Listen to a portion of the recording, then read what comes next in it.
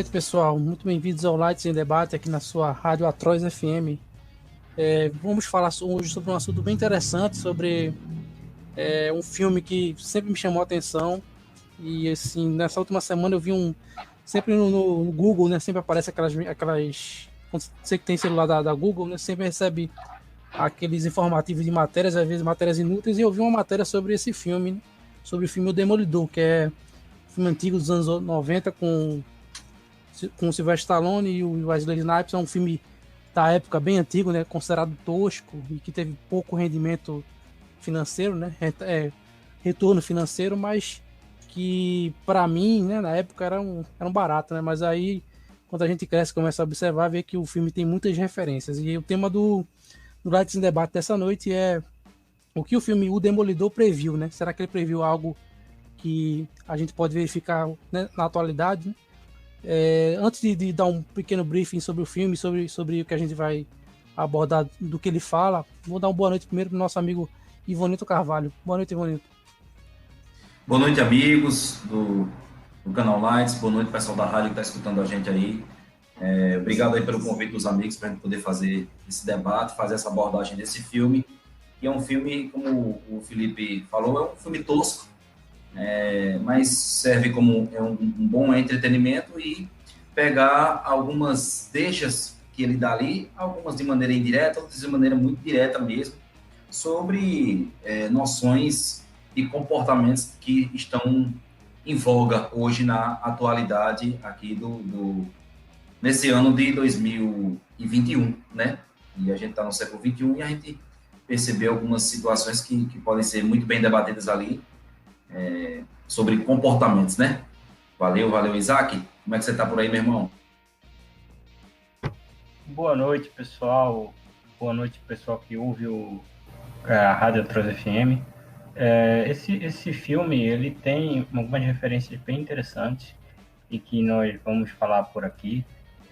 Trata-se de um filme que, na verdade, você nem encontra assim, puxa, que filme denso, tal, não tem essa pretensão, mas ele traz referências que a gente enxerga muito na nossa realidade, né?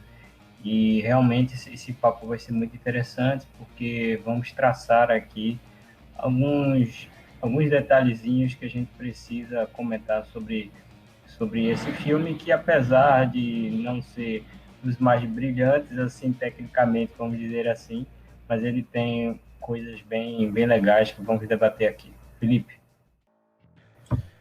Pois bem, como eu falei, eu vou dar aqui um pequeno briefing sobre o filme. Claro que, só lembrando, não é uma análise do filme, né? Não é a gente vai falar sobre o filme em si, só vai dar um pequeno histórico do filme, mas o nosso objetivo é justamente analisar as mensagens, que é isso que a gente precisa sempre prestar atenção, né?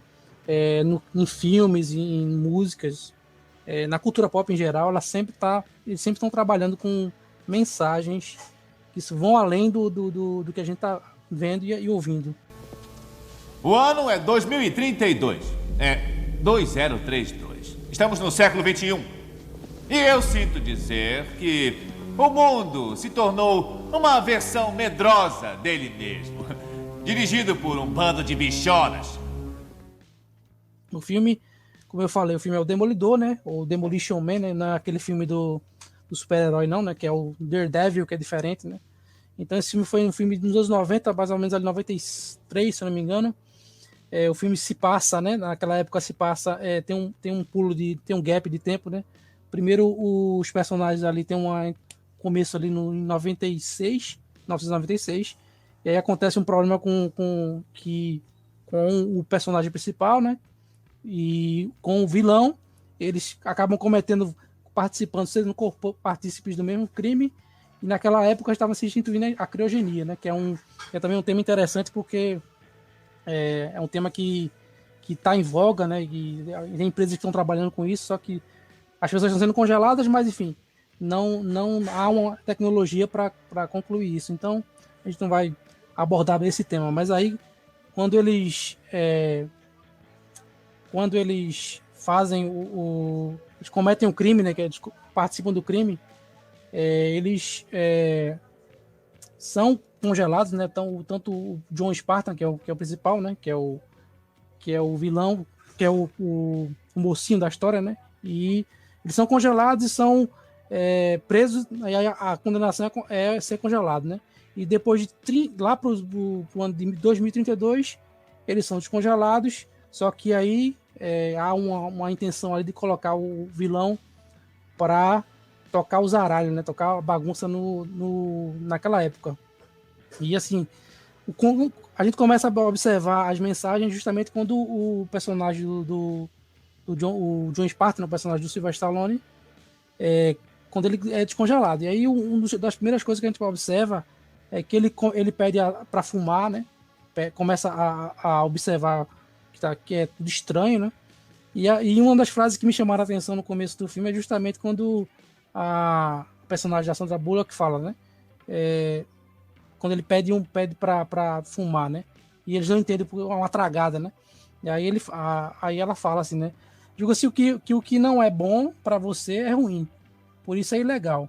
Então a gente já vê que a coisa começa começa a se desenhar ali. No começo, aí ela fala da proibição do álcool, da cafeína, esporte de contato e do palavrão, né? E também da carne vermelha. Ou seja, a gente já vê, vai começando a perceber que a coisa já foi, naquele futuro ali distópico, né? A coisa foi se encaminhando para algo bem sério, né? Inclusive, quem trata dessa situação toda da história, né? Que no caso, são 3 cidades que se juntaram, né? E aí elas tornaram uma só. É um líder, né? Um líder que ditou e criou todo um comportamento dessa sociedade. E o que me chama a atenção é que, assim, claramente você vê que o mundo foi tomado ali naquele mundo, foi tomado pelo politicamente correto. Que a gente vê que no primeiro contato, as primeiras palavras que o personagem fala, o do John Spartan, ele começa a ser tolhido começa a tomar multas porque está falando palavrões ou palavras torpes, né? Palavras que às vezes nem são ofensivas, mas para aquele mundo ali é ofensivo. Que merda! Você era um ótimo piloto. Você foi multado em um crédito por violação do Instituto da Moralidade Verbal. Eu volto logo. Muito obrigado, seu cabeça de merda. John Spartan, você safado, foi multado. pentelho, babaca, pé no saco. John Spartan, você foi multado em 5 créditos por repetidas Adeus para violações as 3 do conchinhas. E aí, nesse primeiro começo aí, nessa primeira apresentação, o que é que chamou a atenção de vocês? E primeiro, Ivan Newton, para dar suas opiniões acerca desse começo do filme. O que é que chamou a atenção? O que é que mostra como esse futuro aí aconteceram essas coisas, né? Então, eu achei bem interessante que tudo isso, amigos e a turma que está ouvindo aí, tudo isso remete a um cara que, no alto da sua ânsia e megalomania de querer tomar o poder, né, pelo poder, ele é o personagem lá de nome Raymond, ele se auto-intitula o salvador da cidade, né? Ele é ao mesmo tempo prefeito e é governador. Ele foi o criador da crioprisão, né? E, inclusive, ele fala até uma linguagem de humanidade persuasiva. Olha que interessante isso. Você tem um contexto aí, que o Felipe já deu uma breve introdução aí, e o Isaac vai dar uma complementada. Você vê que um cara que o tempo todo, ele está ali justamente para criar o caos. Ele cria o caos e, ao mesmo tempo, vem com a solução para aquele caos, né? E o caos que ele quis criar foi justamente com essa vinda da soltura propositada do Fênix, né? Que é o vilão ali do Wesley Snipes. E aí, no final, aí você vê que as peças vão se encaixando em qual rumo vai levar aquele filme, né? Porque ele diz claramente que vem para ser a solução daquela situação toda que está acontecendo ali, falando daquela sociedade à parte, ali, vamos dizer assim, excluída, né, da sociedade, que estão ali pelos esgotos, e que é um pessoal que foi excluído propositadamente, que ele veio para matar, ele liberou o Fênix para matar aquele cara, que era uma espécie de líder, que o cara mesmo diz, olha, aqui eu estou proibido de pensar, de ler, de fazer o que eu gosto, né? E ter a minha liberdade de expressão, coisa que na superfície você está completamente inibido e proibido. Ou seja, nós somos aqui pessoas aqui que não tem muito direito a viver, né? A viver ou ter liberdade, que são as duas grandes que já nascem contigo, a vida e a liberdade, né?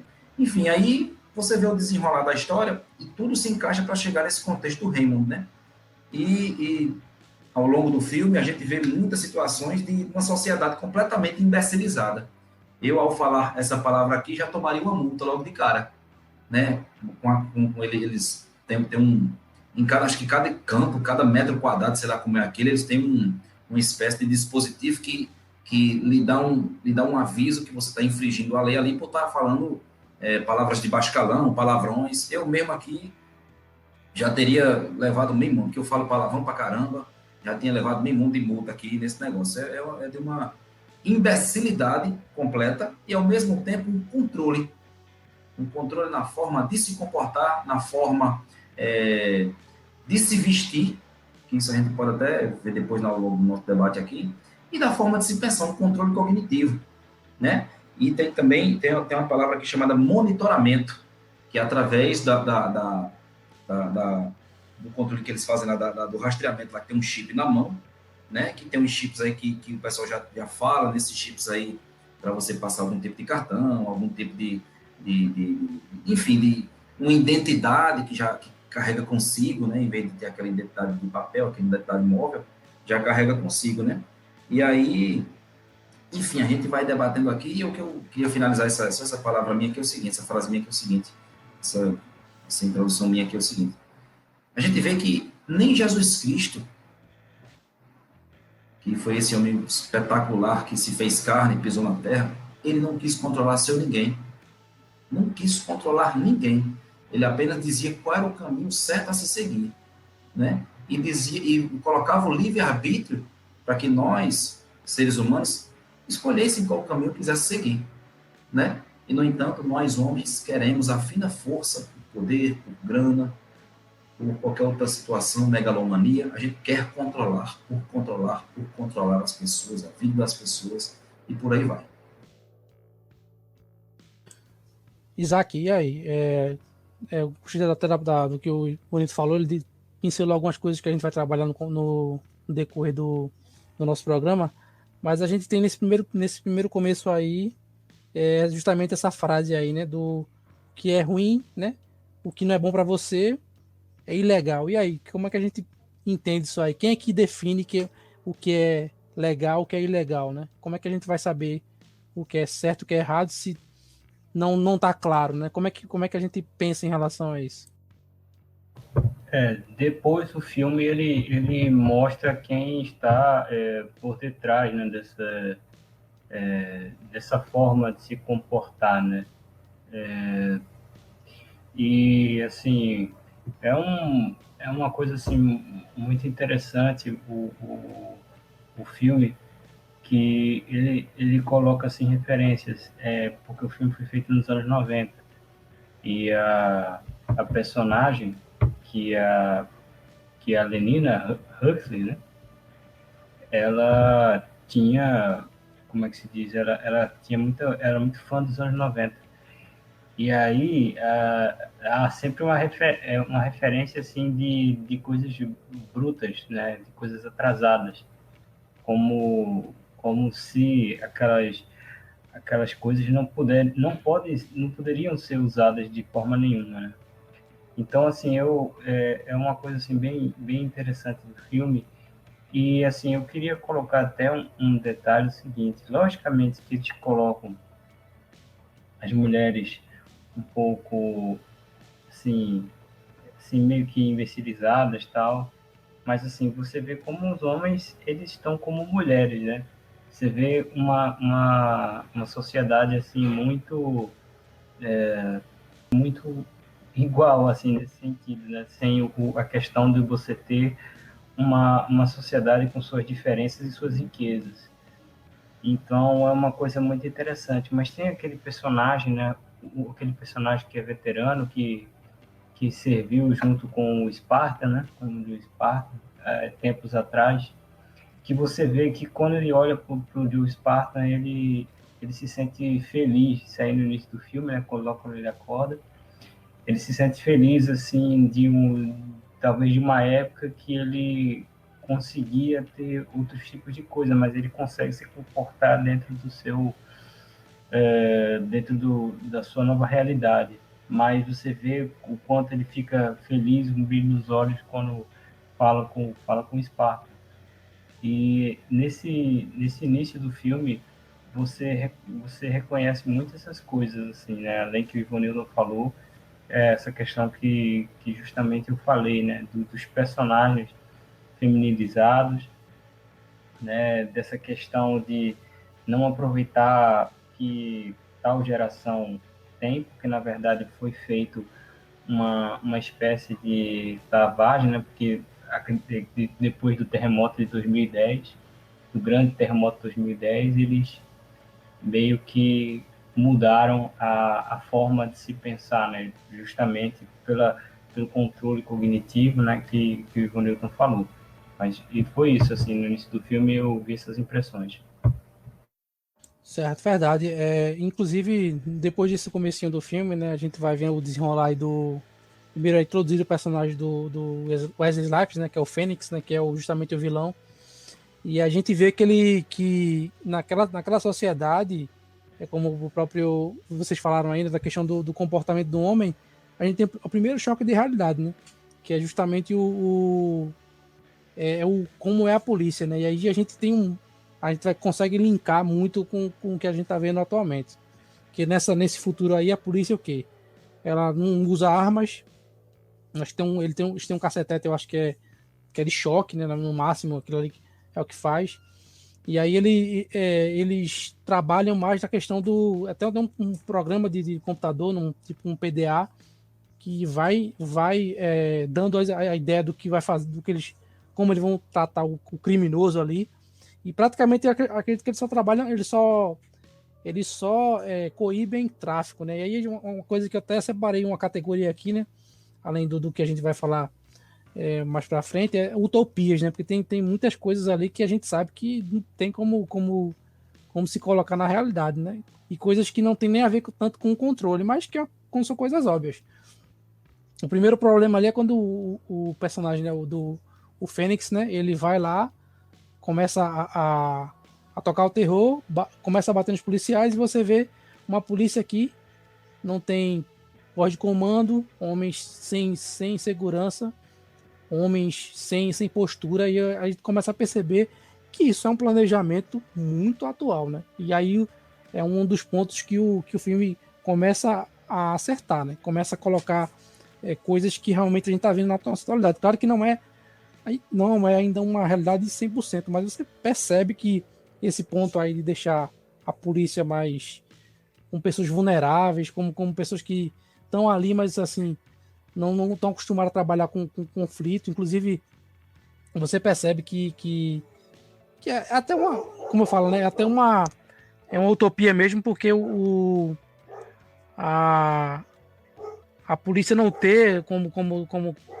combater, não ter nada para combater, é como se o crime, em um certo ponto, nessa sociedade organizada, acabasse. A gente sabe que não tem como o crime acabar, e sempre vai haver criminalidade, porque, infelizmente, o instinto, né, a natureza humana, isso vai acontecer. Pelo menos nessa terra aqui, a gente vai sempre ter problema com o comportamento humano, que, por vezes, ali pode ser controlado ou não.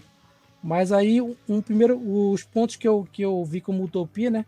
Que é o primeiro ponto, essa polícia que só trabalha com burocracia, não tem nenhuma ação direta ali, não tem nada de truculento, assim, né? Eu digo que a gente fala, as pessoas falam da violência, reclamam da violência, mas existe vários tipos de violência. A violência que é empregada pelo criminoso, ela só pode ser repelida com a violência aplicada pela polícia, né? Por aquele que vem proteger. Então, assim, a violência, felizmente ou não, ela é inevitável. Claro que com uma arma de fogo, né? Aí a gente entra nessa questão do armamento, né? Você vê que no primeiro ponto, ali no começo do filme, quando eles falam né, para onde é que o Fênix vai, né? Onde é que tem armas aqui nesse mundo? Aí o diretor lá da polícia fala que está no museu. Então você já vê o primeiro ponto, a questão do desarmamento dos policiais. E, claro, se os policiais não têm arma, muito provavelmente nenhum cidadão ali possui esse direito de carregar armas. A gente também tem uma pinceladazinha ali também justamente eles começam a introduzir depois ali a figura do pessoal ali que é esquecido, que é colocado de lado, né? E quem eram aqueles caras? São conhecidos como ralé. Banidos e desertores que escolheram viver debaixo de nós em esgotos e túneis abandonados. São uma irritação constante à nossa harmonia. São todos bandidos e vândalos, uma sociedade de ladrões. Os últimos elementos criminosos remanescentes da cidade, mas há planos em andamento para expulsá-los daqui. Tem um personagem ali que é o Edgar Friendly, que é o líder de uma resistência, né? E a gente começa a perceber ali justamente a cultura do cancelamento que a gente vê hoje, né? Lá não está tão delineado, mas nessa sociedade aí, praticamente tudo que se acha errado, né? Eles vão acabar, né? Querem acabar. E aí existe uma comunidade que vive no subterrâneo, as pessoas que não aceitaram esse tipo de comportamento controlado, que é o pessoal que justamente quer beber, quer farrar, quer se vestir da forma que quer, inclusive como o Ivanito falou, a gente começa a ver ali o choque, né, que por mais que naquela sociedade perfeita, existe um problema, né, que aí vai ver que lá pro fim do filme a gente vai entender por que isso não é possível, né, pelo menos o filme é justo nesse ponto de mostrar essa questão de que isso é uma cidade, né, um modelo ali insustentável, né? E para a gente poder aí passar para os amigos aí, para que a gente possa debater mais sobre isso, o que é que vocês observam aí, né, dessa questão do cancelamento, né? Hoje em dia a gente tem uma cultura de cancelamento em que as pessoas perdem empregos. A gente teve um problema aí com a atriz que faz a personagem no The Mandalorian, né? Ela foi demitida por opiniões, né? Já uma atriz que fez lá, eu não vou lembrar agora, mas do Aquaman, né? A esposa do Johnny Depp, ela agrediu, né, o marido e continuou as gravações. Então, assim, as opiniões, uma opinião mais contundente, ela às vezes será que ela é mais pesada, ela é mais firme do que uma agressão, né? Ela assusta mais do que uma agressão. Eu acho que é uma situação bem estranha. Então, a gente tem nesses pontos aí, né? O pessoal que está no subterrâneo é tratado como terrorista, né? É tratado... pessoas que só querem liberdade são tratadas à margem da sociedade, inclusive são perseguidas, né? E, como eu falei, são tratadas como terroristas. E aí é um negócio que a gente começa a observar. A gente começa a observar que atualmente a gente tem uma ideia ali das pessoas que não se alinham ao pensamento, são perseguidas, né? Isso às vezes perdem seus empregos, como o exemplo que eu dei. Nesse ponto aí do cancelamento, vou passar para o Ivanilton. O que a gente pode traçar de relação ao que acontece ali no filme? Claro que é um pouco mais, né? Um pouco mais grave. E o que a gente vê hoje na nossa realidade, Ivanilton. O Felipe, é bem interessante essa parte dessa situação, dessa questão de cultura do cancelamento, né? Que nada mais é do que você usurpar ou tirar essa pessoa do convívio social, seja por banir o cara das redes sociais, banir o cara de quaisquer situação de grupo que ele esteja participando, e dependendo da situação, a gente vê que a gente pode observar o banimento total, inclusive, da vida do cara, né? Porque essa questão de você não ter, por exemplo, não adianta ser negro, tem que apoiar as pautas das minorias, de grupos né, como é que eu posso falar, dessa questão de cores, né, militantes, né? Perfeito. Exato. Movimento negro, né, como chamam, né? O movimento perfeito, bem lembrado, do movimento negro. Não adianta ser gay se você não for atrelado ao movimento LGBT. Não adianta. Não adianta ser mulher se você não for atrelado ao movimento feminista. Ou até mesmo não adianta ser homem se você não for um homem emasculado que faça, não precisa nem ser gay, mas que faça, que defenda essa questão das pautas que a gente vê aí. Agora veja, você não tem nenhum contraponto em relação a isso. O que me deixa assim, o que é estranho é que você não tem um contraponto sequer, seja midiático, seja nos setores de informação, seja nos encontros dos grupos, no grupo de amigos no final de semana, ou dentro das igrejas, ou dentro das reuniões das turmas, enfim, que quer que seja. Então, assim, você veja, o que eu faço de paralelo em relação ao filme, Felipe, é exatamente isso, porque essa coisa ali você vê que é o seguinte, é um politicamente correto, né, que a gente sabe as histórias disso aí, que vem principalmente dos anos 60, através do marxismo cultural, e quem já leu George Orwell, quem já ouviu falar nesse escritor, ou pelo menos já viu o filme 1984, você percebe ali que aquele Ministério da Verdade, e junto com a nova língua, você consegue, através da mudança, ressignificação de palavras, mudança do teu vocabulário ali da língua portuguesa, você consegue fazer com que a pessoa, mesmo sem ter lido um livro sequer sobre marxismo ou coisa do tipo, você pensa daquela forma ali. Você está pensando daquela forma ali, inclusive eu fui vítima disso, pensando daquela forma ali, sem entender o porquê. Quando você vai entender as origens, é que você vai começar a entender, caramba, para que lado eu estou indo? Como é que pode, então, um negócio desse? Eu não posso ter uma outra linha de pensamento que não seja essa daqui, porque senão eu vou estar banido das minhas redes, ou vou ser demitido do meu emprego, ou vai acontecer qualquer outra coisa comigo, vou ser perseguido dessa ou daquela forma.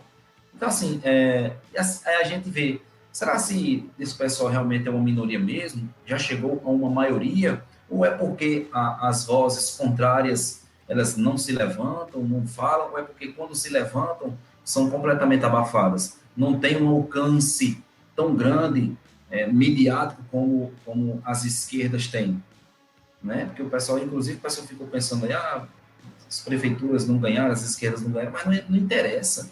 Não precisa estar no executivo, basta estar na mente e nos corações das pessoas para que você as convença e faça elas pensar daquela forma que você quer que elas pensem. Isso é controle cognitivo, né? Para que você não fique fora da caixa, fique sempre dentro da caixa, onde as pessoas tenham sobre você, sob controle, e possam te conduzir para qualquer lado que essa pessoa que está no seu controle quiser.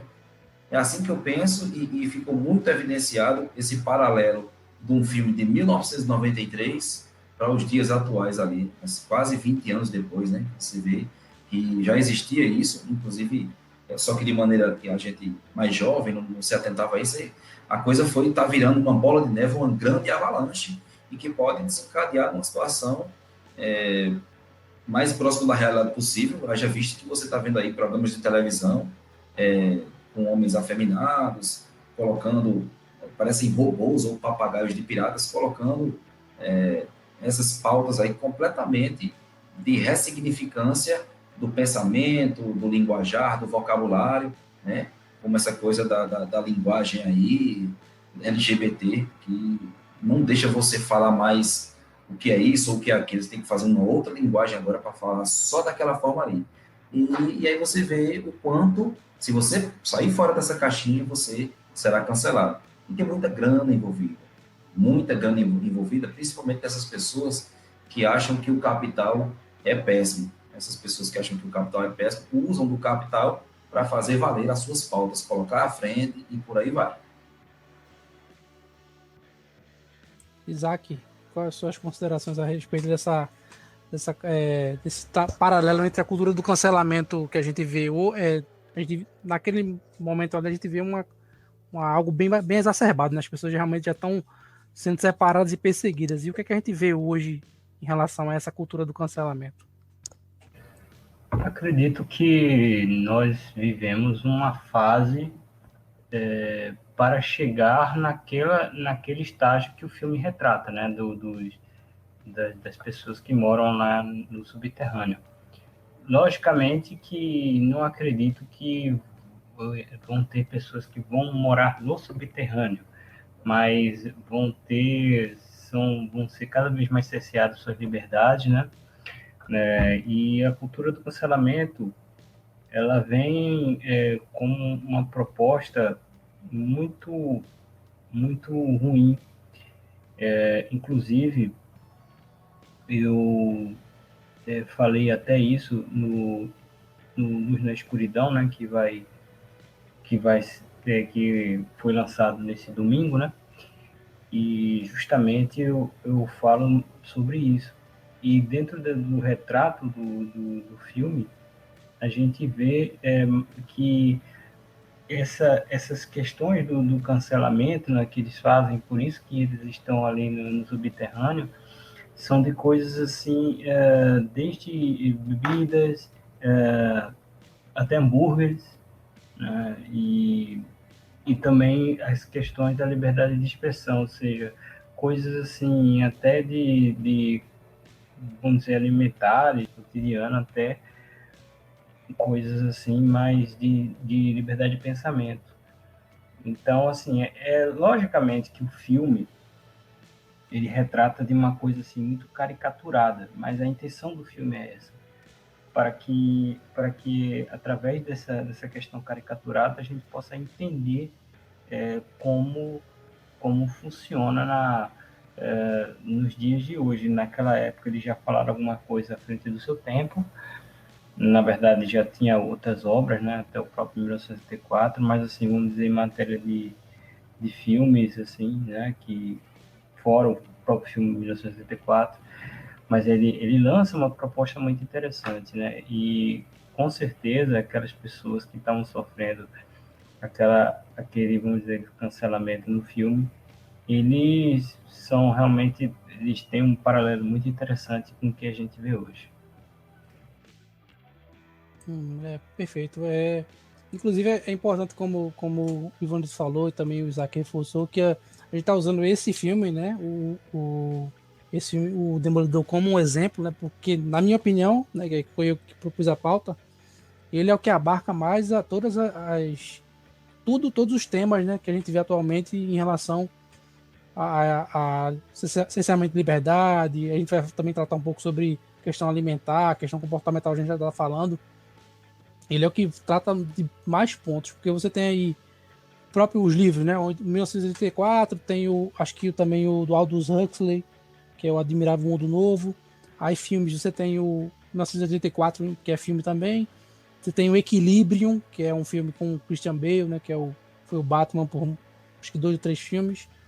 Mas aí ele trata mais da questão, mais do comportamento ali, que é, enfim, algo mais segmentado, né? Mais de um ponto só. Tem também o V de Vingança, que também trata de um pouco disso também, a falta de liberdade do controle, é todo mundo ligado a um partido. Mas assim, existem vários filmes que a gente poderia trabalhar nesse tema de previsão aí, né, do que, ou como alguns falam, da programação preditiva, né, que é como todo mundo fala, como é que os Simpsons, né, acertam tudo, né? A gente sabe que nada é por acaso, né? E até assim, acho que o maior exemplo poderia ser os Simpsons, mas aí a gente estaria trabalhando algo muito grande, né? Afinal, os Simpsons é uma série, é um desenho, né? Que é muito grande, né? Mas eu acredito que esse filme, né, o Demolidor, para mim é o que ele consegue juntar mais ideias, né, dentro dessa miríade de previsões aí para o futuro, que podem ser muito bem confirmadas com a nossa realidade. E um dos pontos que eu observei também no filme, né, que a gente vai voltando ali pro começo, quando depois que a personagem, né, a Huxley, a Lina Huxley, fala, né, para ele que tudo que faz mal, que é ruim, né, é ilegal. Aí ela começa a falar, né, que o álcool é proibido, né, portanto é ilegal beber. Aí você vê o chocolate é proibido, né? A gasolina, condimentos, aí o aborto, aí começa uma outra utopia, né? Que para mim é uma utopia porque a gente tá vendo que o mundo está trabalhando para que seja permitido, né? E amplo, né? De forma ampla. Tem estados que querem aprovar, né? Já aprovaram o aborto até quase a criança ter nascido. Então lá naquele momento ali, né? Ela fala que o aborto é ilegal, mas que a gravidez também é ilegal se não for, né? Se não for avisada antes. E aí a gente entra em um outro ponto aqui, né? Aí a gente fala sobre o sexo, né? Ali ele coloca ainda falando da gravidez, né? Que é um ponto que eu fiquei um pouco... Eu tinha assistido o filme várias vezes, mas não parei para pensar nisso, né? Eles colocam o sexo virtual, né? O sexo virtual naquele contexto ali é porque já tinham surgido 2 doenças, né? E aí você vê que por conta dessas doenças é proibido ali o contato, né? Inclusive até o beijo é proibido também. E aí começa a entrar na questão do padrão comportamental. E a gravidez, ela é permitida, né, se você pedir permissão, mas aí o que é feito, né? Ele é separado, aí ela fala a palavra purificado, né? Então a gente já vê aí que, acho que, se não me engano, na Islândia, posso estar enganado, mas acho que é na Islândia que já há ali uma lei para que se o feto for feto síndrome de Down, né? Que ele possa ser abortado, ou possa nem ser contra a geração da criança, ou seja, é a eugenia pura, né? Então ela fala ali que ele que a criança, né? O projeto de criança, né? Que é feito se o sexo não é realizado, né, corporalmente, ou seja, conjunção carnal, é feito numa inseminação, e essa inseminação eles separam e purificam, né, as crianças, ou seja, o projeto de criança, ou seja, é a própria eugenia, né? E a gente tem esses 2 pontos, né? Que o filme aí ele começa a dar aí fazer previsões utópicas, né? Que é o sexo virtual, sendo que a gente vê daquela forma ali, mas hoje em dia existe também o sexo virtual atualmente, mas não é bem daquela forma, né? A gente sabe que o mundo tá de uma forma desenfreada e que o acesso à pornografia por qualquer até criança, né, consegue acessar a pornografia muito fácil. Então não faz muito sentido naquele contexto do filme. Então a gente vai começar a trabalhar nesse ponto aqui, nesses 2 pontos, né? Você vê ali a eugenia e essa questão da gravidez, essa questão da falta de contato, né? E aí a gente lembra, como eu falei, né? A gente acaba lembrando da questão da pornografia, enfim, do vício na pornografia, que a gente já tratou até no nosso canal, no canal Light. E aí eu queria introduzir aí pro nosso amigo Ivonilton, né? E aí, essa questão do sexo, né? Você vê ali uma coisa do sexo virtual, aquela coisa bonitinha, né? Cada um com o seu headset, aquela coisa todinha, toda a tecnologia. Só que a gente vê que nossa realidade, inclusive até uma curiosidade, né? Que uma das curiosidades do filme, né? Além da questão do chip na mão direita, né?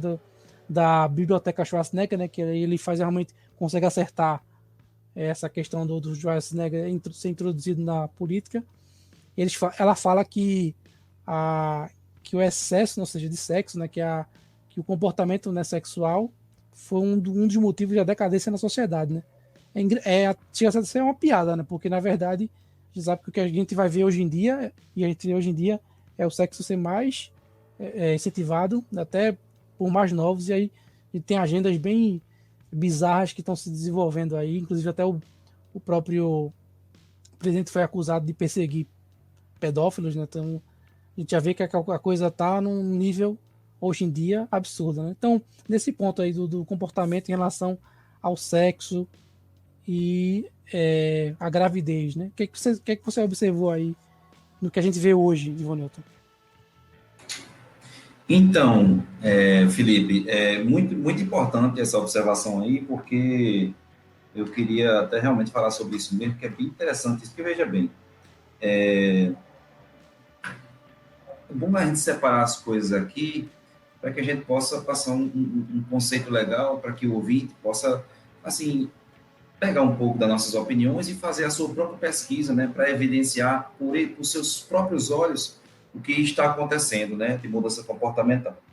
Então tá, eles alegaram essa questão das doenças, das DSTs, né, que aconteceram aí, e colocaram isso como o grande culpado para fazer essas questões de mudança comportamental em relação à constituição carnal para ter filhos, né? Só que aí isso é um ovo de serpente. Um ovo de serpente, não no sentido de você dizer, não, mas tem que fazer. Não, veja bem, o sexo, ele foi, o destino, a criação do sexo é única e exclusivamente para gerar filhos, e não para vulgaridade e imbecilização, que é o que está acontecendo. Ali eles pegaram esse contexto ali para poder fazer o controle populacional, eugenia e esterilização. Então, eu queria só pegando aqui, eu queria só dar uma lida nesse trecho aqui, desse livro aqui. A eugenia já existia antes de Hitler e foi levada à Alemanha muito antes do bigodinho idiota aparecer para a história. A família Rockefeller já patrocinava o Congresso Mundial de Eugenia em 1913. Criou alguns institutos nos Estados Unidos e Europa e chegou a financiar estudos que viabilizaram a esterilização das africanas. Existem rumores de que alguns projetos do tipo foram iniciados na cidade de Recife. Ora. Então, assim, é muito interessante aquilo ali, porque você vê a questão da eugenia, que ele usa a palavra muito bonita, como sempre as esquerdas usam para embelezar esse ovo de serpente que está vindo aí atrás. Então, assim, é o famoso cavalo de Troia, né? Então, quando você vem controle populacional, você vem eugenia nada mais é do que você fazer trocando em miúdos aqui, crianças que nascem com deficiência cognitiva, com problemas congênitos, enfim, na fase de feto, ou até mesmo na sua já depois de nascido, ali na fase de jovem, eles são eliminados da sociedade para que você tenha apenas crianças ou seres humanos de um nível superior de intelectualidade, de comportamental, de ser propício para esse ou para aquele trabalho, enfim. E a gente viu muito isso nos regimes, como essa literatura bem falou, no regime nazista, e que se pode ser também visto no regime socialista, na medida em que eles entendiam que aquele proletário, aquela pessoa ali que deveria deter os bens de produção, seria a nova pessoa, um novo homem, um novo formato de ser humano que deveria existir na história recente da humanidade. Então você vê ali, e aí colocam aquilo de uma maneira até bem histriônica, né, bem caricata, bem para fazer a sacada de humor ali, mas que você vê que é um negócio muito forte no tocante realmente a esterilização, a dizer que a gravidez é proibida. Como isso? Gravidez proibida, como é que é isso? Né? Nitidamente um controle realmente populacional, né? E você vê que essa questão da sexualização, eles colocam também, a sexualização não, do sexo em si, eles colocam como uma coisa que não pode, essa questão de alegando a questão das doenças, tal, aquela coisa toda. E a gente vê o quanto que o sexo, como bem o Felipe falou, que o sexo está cada vez mais evidente, né?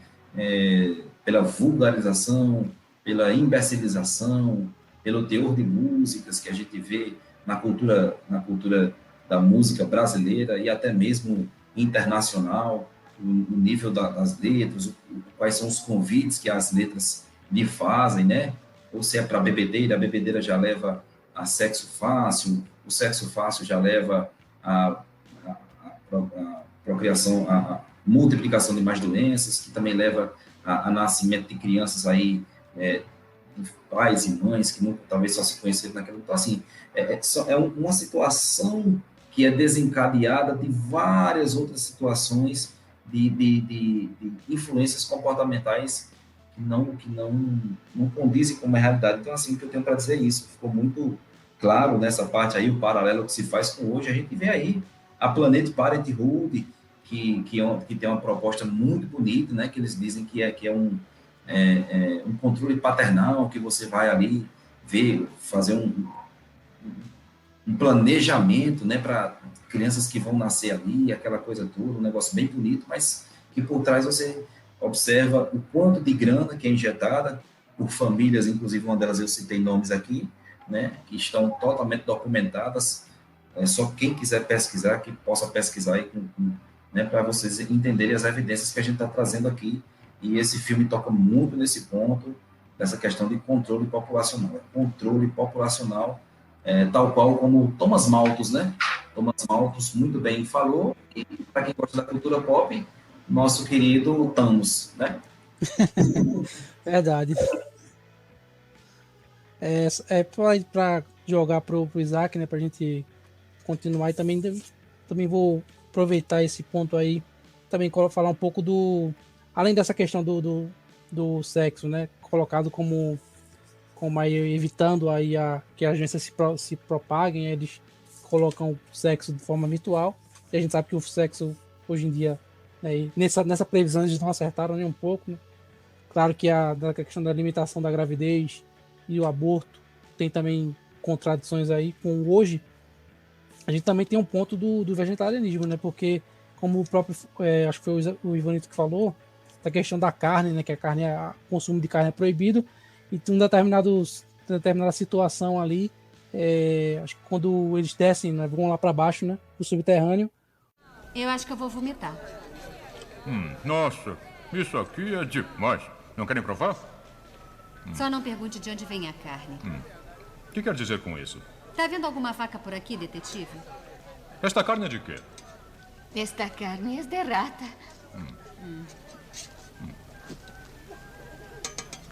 De rato? Isto é um rato burger?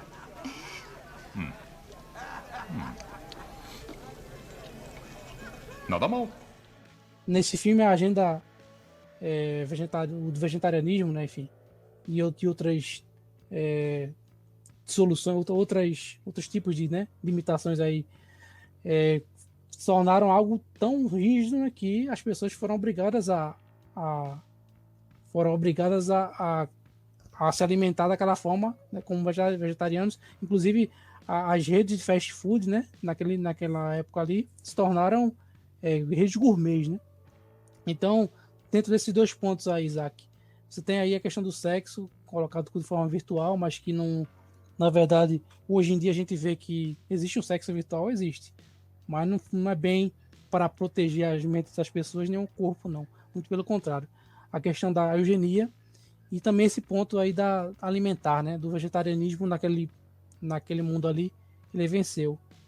As pessoas são obrigadas a seguir esse comportamento que alguns já são meio que religiosos hoje em dia. O que você acha em relação a esses dois pontos? Sobre a questão do sexo, uma parte muito importante que você pega um detalhe no filme, que a Huxley, ela, após o Spartan tocar na mão dela durante o carro, ela que propõe a relação sexual, né? E é de uma maneira que é uma coisa bem fria, ou seja, você tira a questão da sensualidade, da paquera, ou seja, não tem nesse mundo, assim, né? Uma coisa completamente fria. E aí uma coisa que é estritamente humana, que é uma coisa realmente que faz parte, né, do nosso arcabouço humano, né?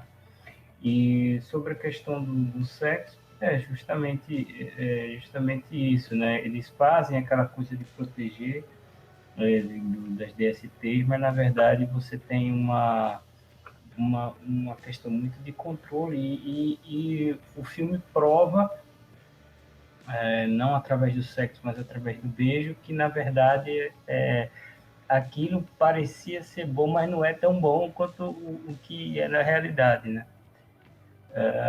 E sobre essa questão da eugenia, uma coisa que meio que já está acontecendo, né? Assim, já está meio que acontecendo. Já tem pessoas que querem escolher certos tipos de genes para poder fazer inseminação artificial. Então, assim, já é uma coisa que já tem acontecido. Logicamente que lá é uma coisa assim que chega no seu estágio máximo, né? Mas é uma coisa que, mais uma vez, o filme ele acerta nesse ponto que você já vê na frente alguma coisa acontecendo desse tipo. E sobre a questão do vegetarianismo, infelizmente tem essas coisas, né? Aquela bandeira de coisas que podem ser usadas, não tem problema nenhum, mas o problema é as pessoas imporem esse tipo de coisa à frente às outras, né? E realmente é interessante que o filme ele aborda muitas coisas que hoje tem na realidade. Então, na verdade, acredito que o autor, o escritor do filme, o roteirista, ele deve já ter sacado muitas nuances que estavam acontecendo naquela época já, porque realmente ele acerta em muita coisa. Então é um filme realmente muito interessante de se assistir. Assim, ele é leve, mas ele tem esses detalhes, né?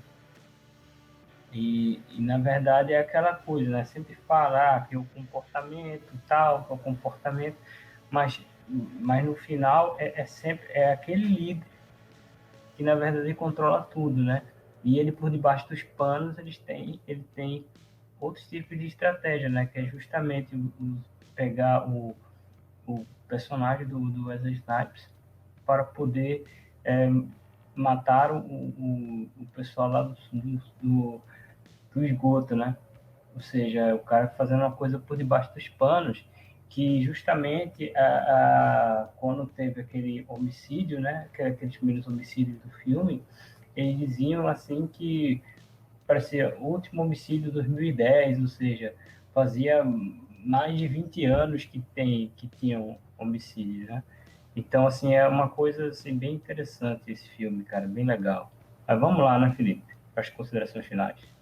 Sim, sim. Só pra gente trabalhar esse final, um dos pontos que eu separei, a gente tem muito firme ali a questão do distanciamento social, né? Vocês veem que até não é só por essa questão de doenças sexuais transmissíveis, enfim, tem essa questão bem separada ali nesse âmbito do sexo, mas você percebe que até ali os policiais vão se cumprimentar, eles não se tocam, quando o próprio Spartan chega, né, e aperta a mão do policial mais velho, ele acha estranho quando eles entram em contato, né?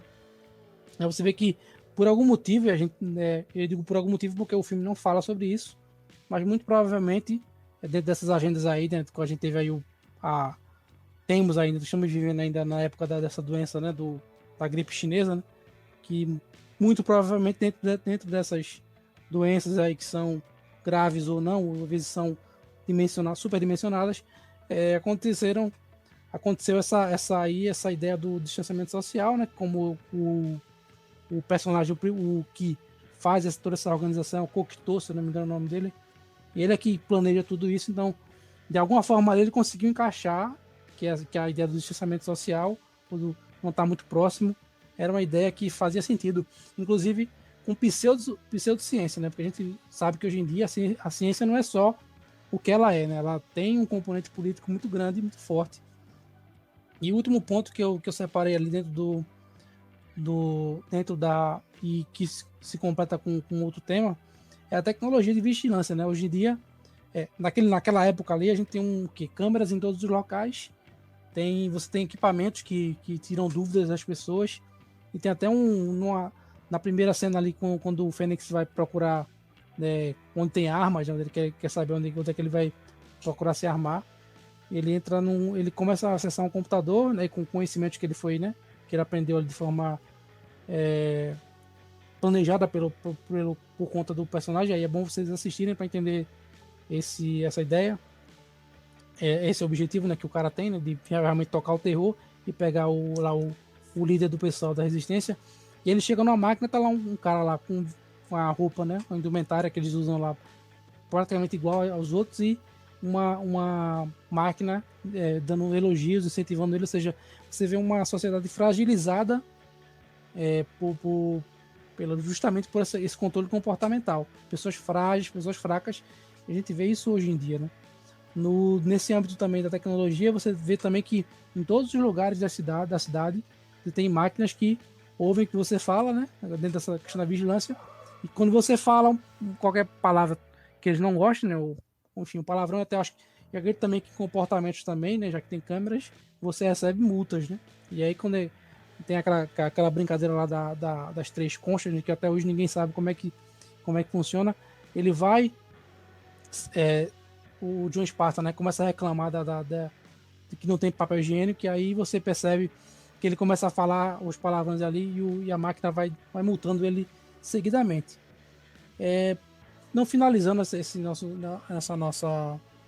programa, eu queria agradecer ao Ivan Newton e ao Isaac, né, Newton Carvalho, Isaac Macedo.